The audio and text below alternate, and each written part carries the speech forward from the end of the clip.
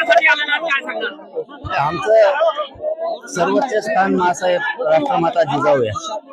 त्यांच्या चरणी नतमस्तक झाल्याच्या नंतर वर्षभर आम्हाला सुखी समाधानाचे दिवस जात आहे, म्हणून इथं नतमस्तक होण्यासाठी दरवर्षीच येतोय. याही वर्षी आलो.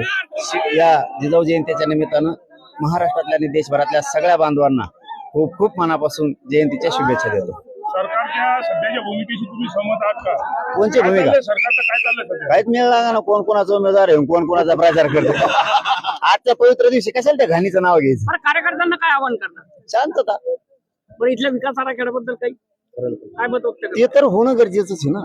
गेल्या वेळेसच आपण सांगितलं होतं की तुम्ही करा, परंतु काय असतं, एखाद्याला जर जातीवादाची सवय लागली तर ते राष्ट्रमाता मासाहेब जिजाऊंच्या इतक्या पवित्र स्थानी सुद्धा विकास करत नाहीत. त्यांना दुसरीकडे पैसा द्यायला, व्यापाराला देण्यासाठी खूप भ्रष्टाचार केलेले लोक आहेत, त्यांना सोडायला चालतं. पण मासाहेब जिजाऊंच्या या पवित्र भूमीला त्यांना विकसित करणं चालत नाहीये.